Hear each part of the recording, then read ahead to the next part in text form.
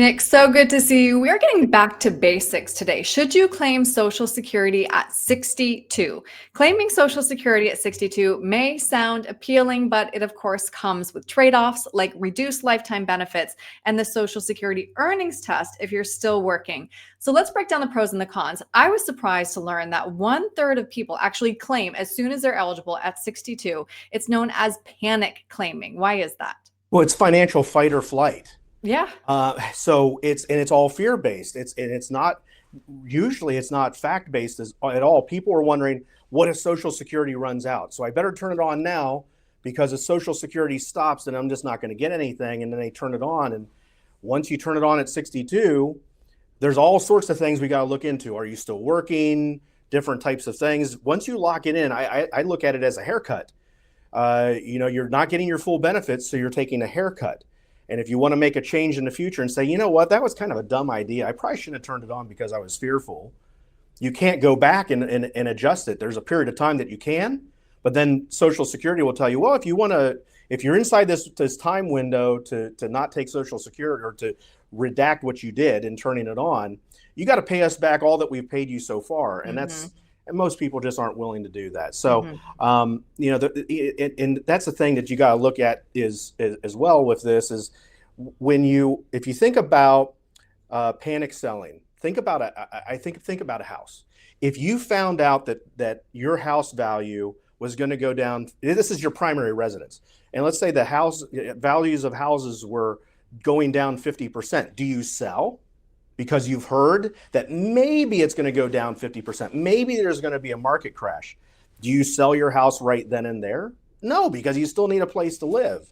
So I look at it as you got to use math over emotion. And that's the key. And a lot of times with this, when people panic, is they're not using math, they're using emotion. Right. Yeah. Easier said than done, though, for a lot of us. So For let's sure. talk through the math then, Nick. Explain what you are actually giving up if you claim early versus waiting until full retirement age versus waiting until you're 70. I love this slide that you just put up. This is actually Yeah. really simple. People should actually take their phones and snapshot this so they see the ramifications of taking it at different times. So basically what this is saying is if you claim at 62 and your benefit's going to drop 30%, versus what would happen if you take it at full retirement age, which is 67. So 1,000 becomes 700. And that's a 30% cut, but that's a 30% cut for life. Now, if you wait until 70, it's a 24% boost over your full retirement age. That's a 76% swing when you actually do the math and figure out how much of a difference is that really. And so what ends up happening is let's just say for most people, let's say their full retirement age benefit was $2,000. That's going to be a little bit, because that chart starts at 1,000. But let's just say it was $2,000 is what your full retirement age benefit is. If you take it 62, it's a 30% haircut, so that's $1,400. If you wait until 70, that's $2,480 is what that actually works out to be. So in a sense, what's ended up happening is that's almost $1,000 more. Taking it at 70, getting $2,400, taking it at 62 and getting $1,400, that's $1,000 a month. You think about that over 20 years, that's $240,000 of lost income. And that's why you can't look at Social Security as if it's on an island and it doesn't matter, because if you're not taking $240,000 out of the government's pocket, you're taking it out of your pocket to maintain your lifestyle. One of the most important financial decisions you will make in retirement, when to claim Social Security. So let's talk about what else should factor into that decision. This is the Social Security earnings test. Nick, I think a lot of people aren't familiar with this. Can you explain how this affects people who continue working after claiming early? So if you claim before your full retirement age, so 67, and you keep working, so let's say that you said, at 62, I'm going to turn on Social Security. I'm going to keep working. That's what I'm going to keep doing. You can only earn $23,400. Not much. It's not a lot. And for every $2 that you make over that limit, you got to give $1 back. So technically, you could claim early and still get very, very little in benefits because you're having to pay it back. It's almost like turning on a faucet. You see the water coming through, but the hose is kinked. Water is flowing, but you're not getting any of it. That's how they kind of look at this. And most people, they claim early because they want more income. But if you're still working, that strategy backfires because now you're limiting your earnings capability due to Social Security. And Mm-hmm. for every, like you said, if you're over 23,000, for every $2 you make, you got to give a buck back. Mm-hmm. And that's why you need to look at this and not just say, oh, I'm 62. It says I can take it, and then turn it on and then get that nice letter saying you got to pay some of it back. Right. And what happens to those withheld benefits? Well, the myth is that it's going to be built up in this big bucket, and then when you actually reach full retirement age, you're going to get this big bucket given to you as a lump sum, and that's not the case. What ends up happening is when you hit full retirement age, Social Security is basically going to recalculate your benefit.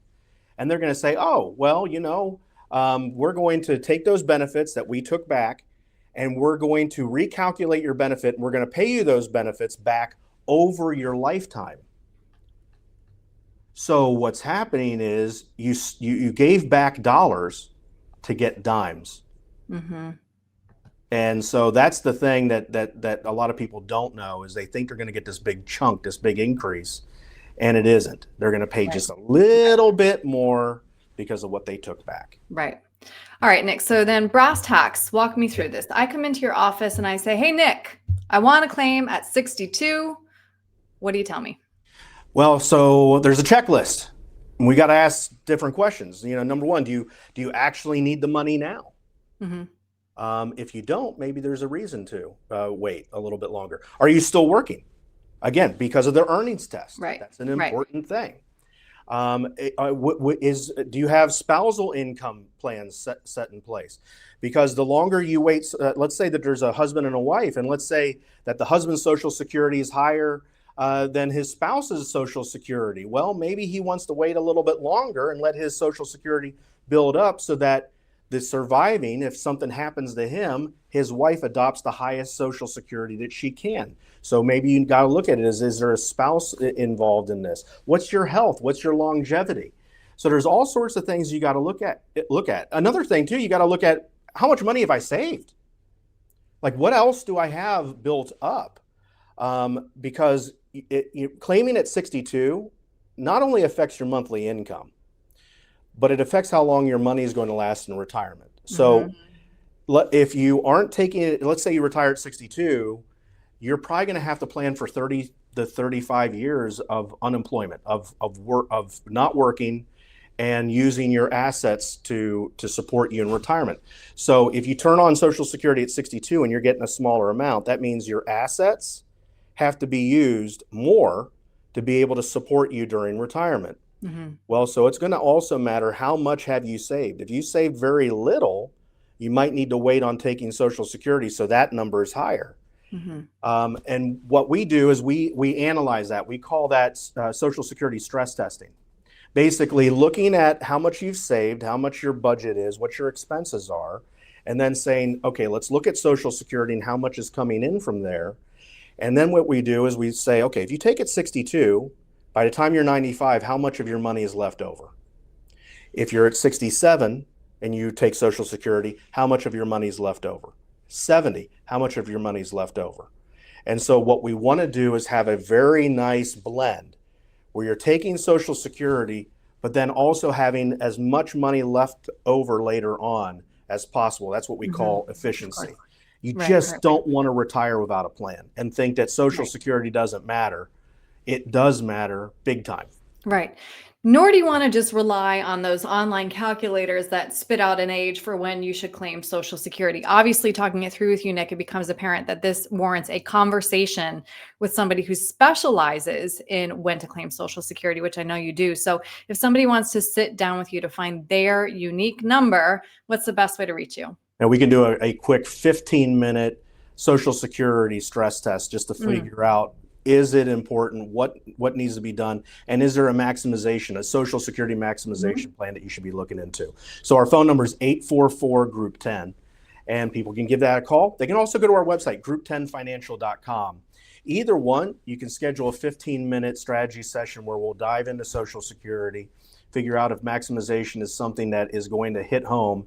And for most people, about 80% of people, Social Security maximization can make a huge difference. And you just don't want to step over dollars when they're down there on the ground. Please pick them up, so that the more money that comes out of the government's pocket is the smaller amount that comes out of yours. Yeah, good point.